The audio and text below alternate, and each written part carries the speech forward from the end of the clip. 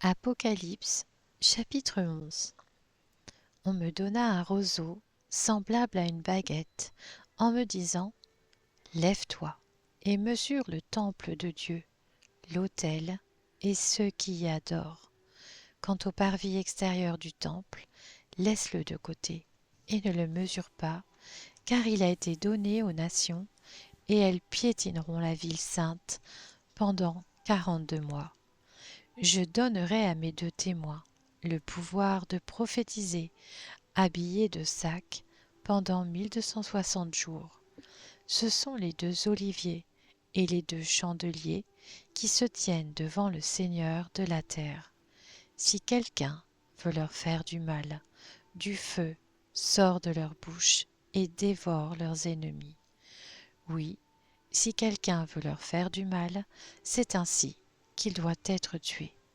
Ils ont le pouvoir de fermer le ciel, afin qu'il ne tombe pas de pluie durant le temps de leur prophétie.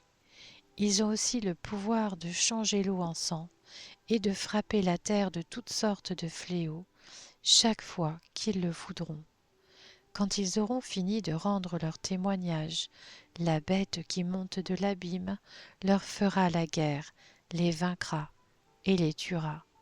Leurs cadavres seront laissés sur la place de la grande ville, appelée symboliquement Sodome et Égypte, la même où leur Seigneur a été crucifié. Des hommes de divers peuples, tribus, langues et nations verront leurs cadavres pendant 3 jours et demi, et ils ne permettront pas qu'on les mette au tombeau.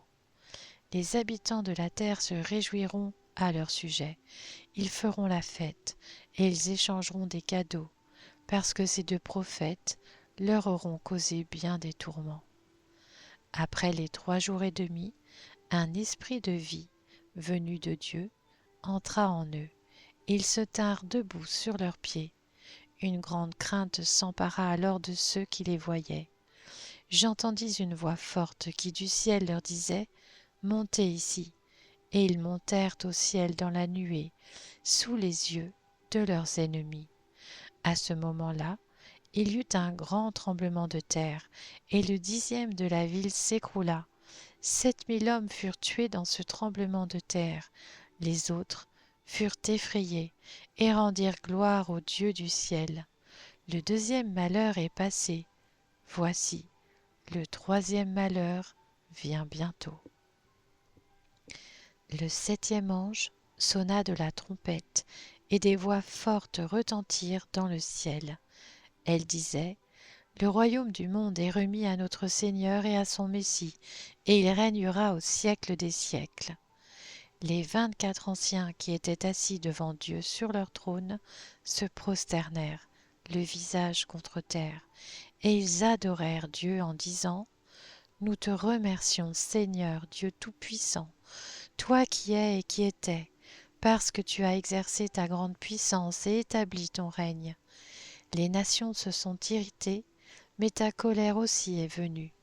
Voici le moment de juger les morts, de récompenser tes serviteurs les prophètes, les saints et ceux qui craignent ton nom, petits et grands, et de détruire ceux qui détruisent la terre. Alors le temple de Dieu, qui est dans le ciel, fut ouvert, et l'arche de son alliance apparut dans son temple. Il y eut des éclairs, des voix, des coups de tonnerre, un tremblement de terre et une forte grêle.